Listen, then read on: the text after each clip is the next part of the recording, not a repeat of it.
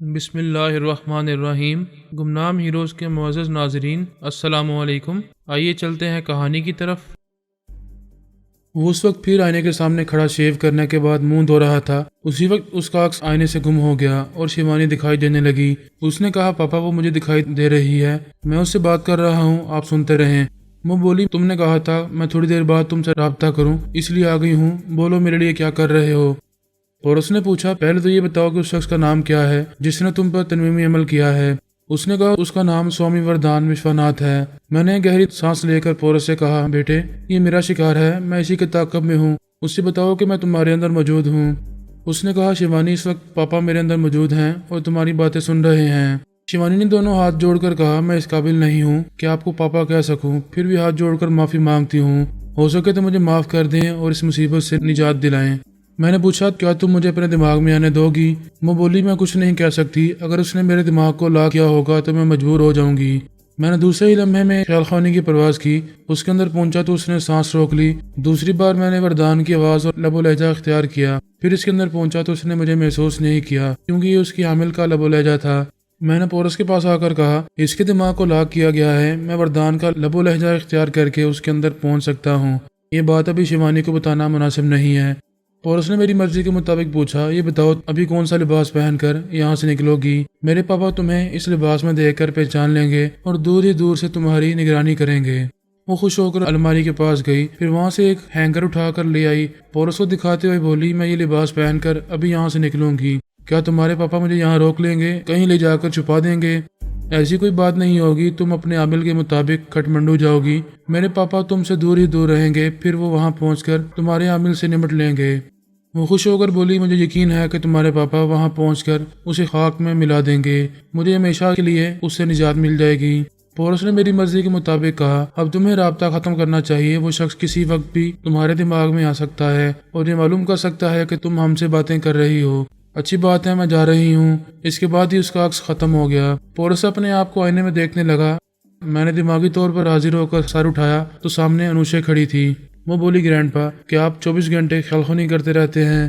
نہیں بیٹی، ایسی تو کوئی بات نہیں ہے، ہم تمہارے دشمن اوازون کو تو ختم کر چکے ہیں، اب اس کی ماں رہ گئی ہے اور اس کے ساتھ ٹیلی پیتھی جاننے والا ایک عامل ہے، اس سے بھی نمٹنا ضروری ہے، اس لیے مصروفیت کچھ بڑھ گئی ہے۔ پھر میں نے اپنی جگہ سے اٹھتے ہوئے کہا، اب مجھے جانا ہوگا۔ وہ ناراض ہو کر بولی، آپ جانے کی باتیں نہ کریں دادا کی جان، میرا جانا بہت ضروری ہے، میری ساری زندگی اسی بھاگ دوڑ میں گزرتی رہی ہے، میں کبھی تمہاری دادی جان کے ساتھ بھی مسلسل نہیں رہ سکتا، اکثر ایسا ہوتا رہا کہ میں کئی مہینوں تک اور کئی برسوں تک ان سے دور ہی دور رہا کرتا تھا، اب بھی یہی حال ہے۔ پھر میں نے اس کے شانے پر ہاتھ رکھ کر کہا، آؤ کم از کم ایئرپورٹ تک تو ساتھ رہے گا، مجھے کچھ ضروری چیزیں خریدنی بھی ہیں۔ ہم اس بنگلے سے باہر آئے، الپا اسٹیئرنگ سیٹ پر بیٹھ گئی۔ میں نیپال تک جانے کے لیے ایک سفری بیگ اور کچھ ضروری سامان خریدنا چاہتا تھا۔ الپا نے گاڑی سٹارٹ کر کے آگے بڑھائی۔ میں نے فون کے ذریعے ایک ٹریول ایجنٹ سے رابطہ کیا، پھر کہا، مجھے بھی کھٹمنڈو جانے کے لیے ایک سیٹ چاہیے، کسی بھی طرح حاصل کرو۔ اس نے کہا، اوکے سر، میں کوشش کرتا ہوں اور ابھی کال بیک کرتا ہوں۔ رابطہ ختم ہو گیا۔ ادھر شیوانی مقررہ وقت کے مطابق ہوٹل سے باہر نکلی، پھر ٹیکسی میں بیٹھ کر ایئرپورٹ کی طرف جانے لگی۔ اس وقت سوامی وردھان اس کے اندر موجود تھا، لیکن وہ اسے محسوس نہیں کر رہی تھی اور وہ بھی اسے مخاطب نہیں کر رہا تھا، چپ چاپ اس کے چور خیالات پڑھ رہا تھا، اور اس کے چور خیالات کہہ رہے تھے کہ اس نے آئینے کی سطح پر پورس سے رابطہ کیا تھا اور اس سے مدد طلب کی تھی۔ اس وقت پورس کے اندر فرہاد علی تیمور بھی موجود تھا اور شیوانی نے فرہاد سے بھی باتیں کی تھیں۔ وہ بیچاری اس کی سوچ کی لہروں کو محسوس نہیں کر رہی تھی، یہ سوچ بھی نہیں سکتی تھی کہ وہ چور خیالات کے ذریعے بہت کچھ معلوم کر چکا ہے اور یہ جان چکا ہے کہ میں اس کی نگرانی کرتا ہوا کھٹمنڈو پہنچنے والا ہوں اور وہیں اس کے عامل وردان سے نمٹنے والا ہوں۔ افسوس نہ چاہتے ہوئے بھی بید کھل چکا تھا۔ مجھے اور سونیا کو تو ہمیشہ ہی مصروف رہنے کی عادت سی پڑ گئی تھی، جب کوئی مصروفیت نہیں ہوتی تھی تو ہم بور ہو جاتے تھے، بیزاری سی محسوس ہونے لگتی تھی، یا یوں لگتا تھا جیسے اندر سے خالی ہو گئے ہیں اور کسی کام کے نہیں رہے۔ دنیا میں سب سے زیادہ مضبوط لوہا ہوتا ہے، اسے نہ کوئی توڑ سکتا ہے نہ موڑ سکتا ہے، مگر وہی لوہا جب ایک طرف پڑا رہے تو اس میں زنگ لگ جاتا ہے۔ ہمیں بھی کچھ ایسا ہی لگتا تھا کہ اگر ہم ایک طرف پڑے رہیں تو ہم بھی زنگ آلودہ ہو جائیں گے۔ میں تو خیر مصروف تھا، میرے آس پاس میری پوتی انوشے تھی، البا اور پارس تھے، ان کے معاملات میں جو مصروفیات تھیں وہ پتہ نہیں کب ختم ہونے والی تھی، لیکن سونیا کی کوئی مصروفیت نہیں تھی۔ اسے ایسا لگ رہا تھا اگر وہ اسی طرح آرام کرتی رہی تو اس کی صلاحیتوں کو زنگ لگنے لگے گا۔ وہ بابا صاحب کے دائرے سے نکل کر پیرس میں آ گئی۔ وہاں جھیل کے کنارے اس کا ایک کاٹیج تھا۔ وہ کاٹیج میں جانے سے پہلے ایک ریستوران میں کھانے کے لیے گئی۔ وہاں کھانے کے دوران سوچتی رہی کہ دوسرے دن کی کسی فلائٹ سے انڈیا جائے گی۔ اسے معلوم تھا کہ وہاں الا بی بی، نیہا بن کر اور میں دھرم ویر بن کر شانتا بائی کے ساتھ رہتے تھے۔ وہ وہاں اچانک پہنچ کر سرپرائز دینا چاہتی تھی۔ کھانے کے دوران میں فون کا بزر سنائی دیا۔ اس نے فون اٹھا کر نمبر پڑھے۔ کوئی نامعلوم سا نمبر تھا، کسی جان پہچان والے کا فون نہیں تھا۔ اس نے بٹن دبا کر کان سے لگاتے ہوئے کہا، ہیلو، کون ہے؟ وہ جس آواز میں اور جس لہجے میں بولی، بالکل وہی آواز وہی لہجہ سنائی دیا۔ ہیلو، کون ہو تم؟ سونیا نے ناگواری سے پوچھا، کیا تم نے مذاق کرنے کے لیے فون کیا ہے؟ دوسری طرف سے مترنم ہنسی سنائی دی۔ پھر وہ بولی، میڈم آپ غور نہیں کر رہی ہیں، ذرا دھیان دیں۔ جواب میں آپ کو آپ ہی کی آواز سنائی دے رہی ہے، آپ میری آواز اور لہجے پر غور کریں۔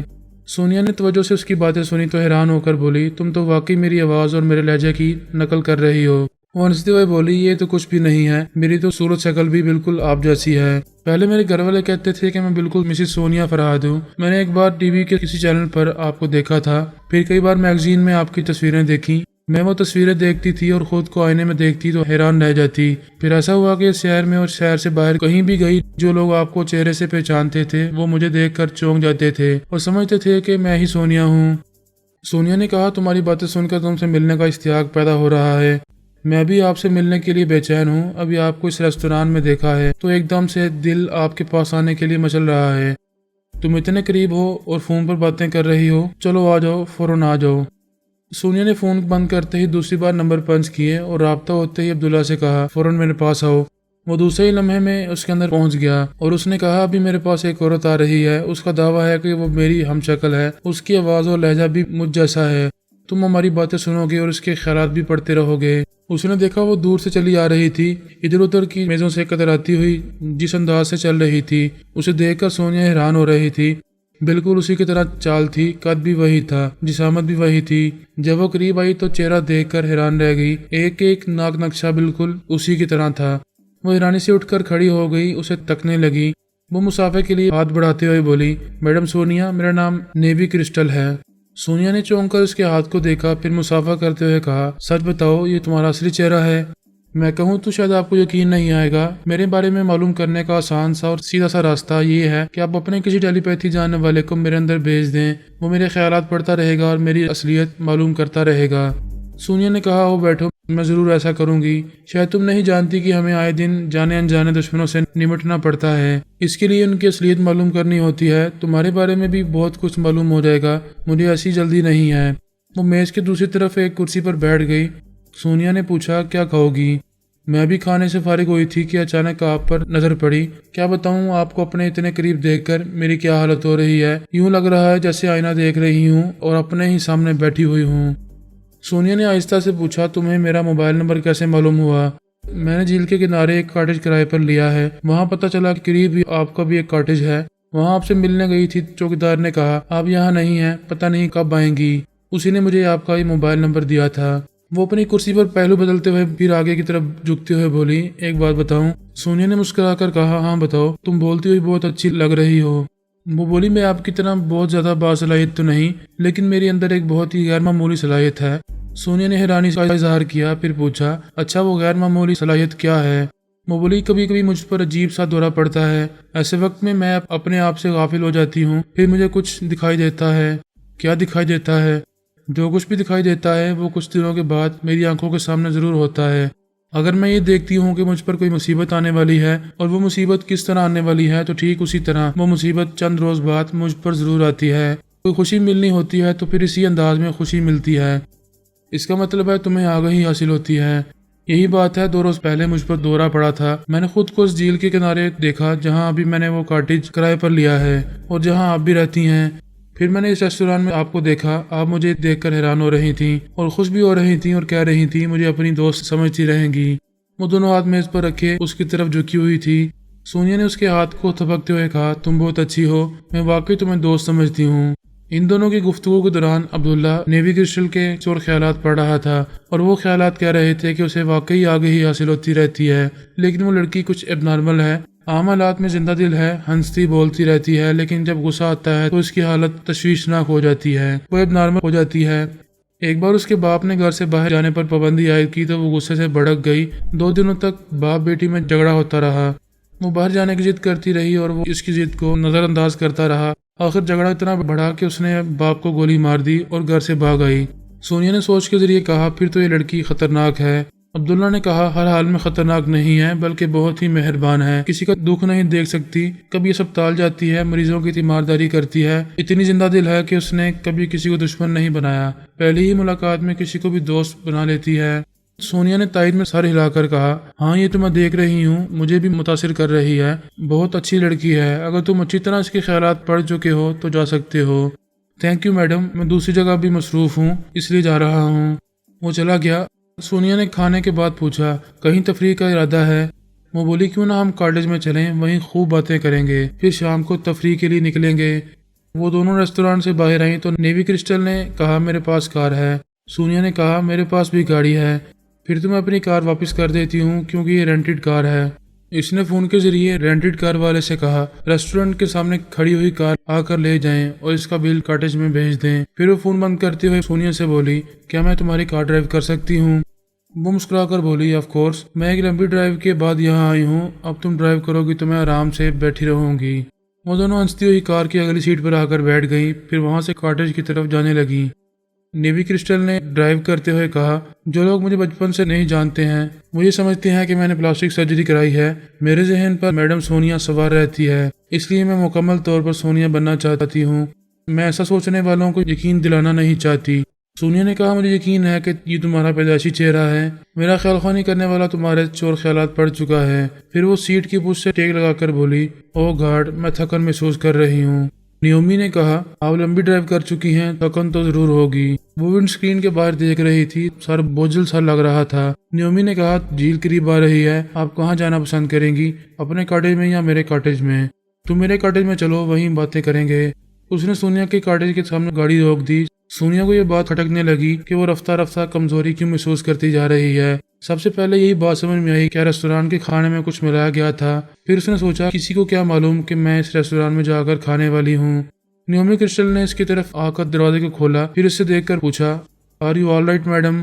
سونیا نے اسے دیکھ کر سوچا کہ اس نے میرے کھانے میں پینے کی کسی چیز میں کچھ ملایا تھا۔ پھر اس نے خود ہی سوچا نہیں، جب یہ میری میز پر آئی تھی تو اس وقت میرا کھانا پینا ختم ہو چکا تھا، میں اس سے باتوں میں لگی رہی تھی، اس کے بعد میں نے نہ کچھ کھایا تھا نہ پیا تھا، اس کے باوجود وہ خطرہ محسوس کر چکی تھی۔ اس نے فوراً ہی اپنے ہینڈ بیگ سے موبائل نکالنا چاہا تو ہاتھ بیگ کے اندر جا کر اس فون کو ٹٹولتا اور تلاش کرتا ہی رہ گیا، وہ وہاں نہیں تھا۔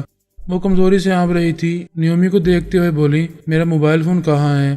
اس نے حیرانی سے پوچھا میڈم آپ کا فون میرے پاس نہیں ہے۔ وہ کار سے باہر نکل کر نیومی کو ایک طرف دھکا دیتی ہوئی لڑکھڑاتی ہوئی اپنے کاٹیج کے اندر آئی۔ وہاں بیڈ کے سرانے پر ٹیلی فون رکھا ہوا تھا۔ وہ ہانپتی کانپتی بیڈ کے سرے پر آ کر بیٹھ گئی۔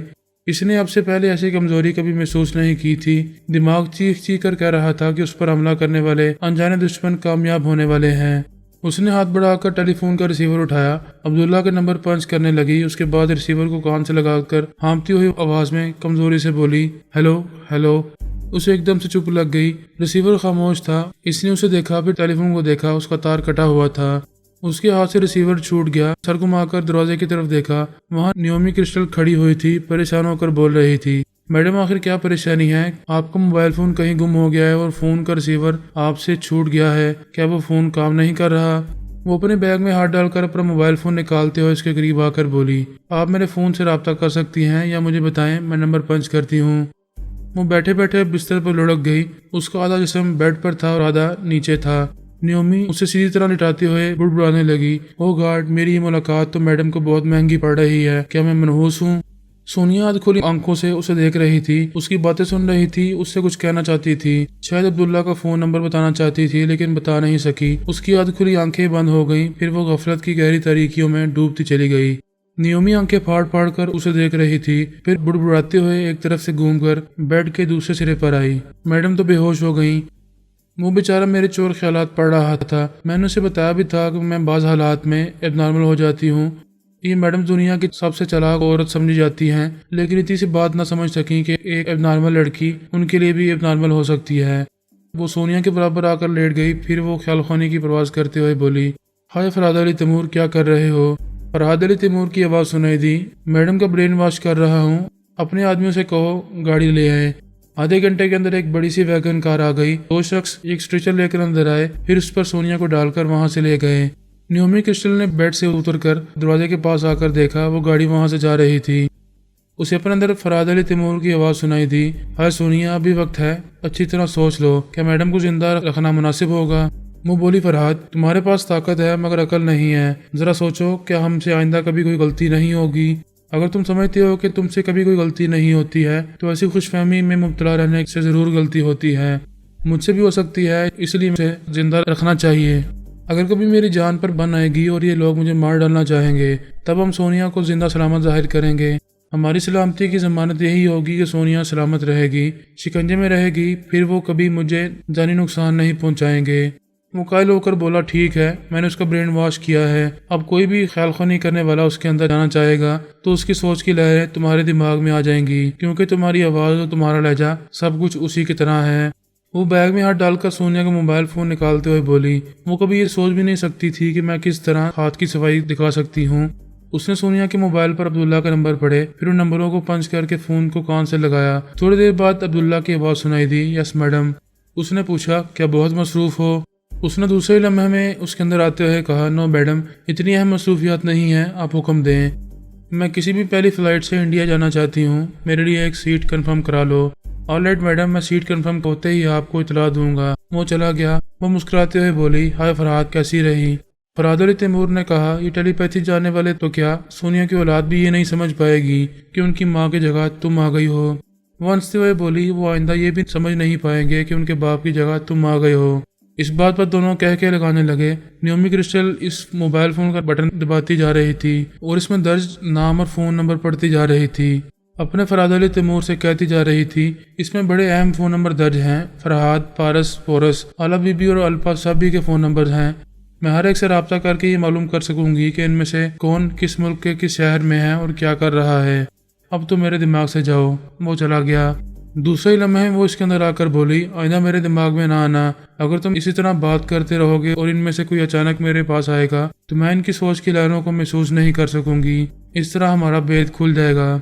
मैं टेलीफोन के जरिए रब्ता करूंगा और तुम्हें अपने अंदर आने के लिए बोलूंगा। अब मैं एयरपोर्ट जा रहा हूँ, मुझे भी इंडिया जाने के लिए सीट कंफर्म कराना है। वो दिमागी तौर पर सोनिया के कॉटेज में हाजिर हो गई और वो कॉटेज उसका अपना था। सिर्फ वो कॉटेज ही नहीं, वो मेरे और मेरे पूरे खानदान को अपना बनाने वाली थी। हम टेलीपैथी जैसी और कई गैर मामूली सलाहियतों के मालिक बन जाएं, फिर भी ये नहीं जान सकते कि हमारे पीछे क्या होता रहता है और हमारे आगे क्या होने वाला है। हम मुख्तलिफ तदाबीर से मालूमात हासिल करने की कोशिशें करते रहते हैं, तब किसी हद तक अंदाज़ा होता है कि हमारे मुखालफिन आइंदा क्या करने वाले हैं। फिलहाल स्वामी वरदान विश्वनाथ के बारे में मालूम हो रहा था कि वो आइंदा क्या करने वाला है।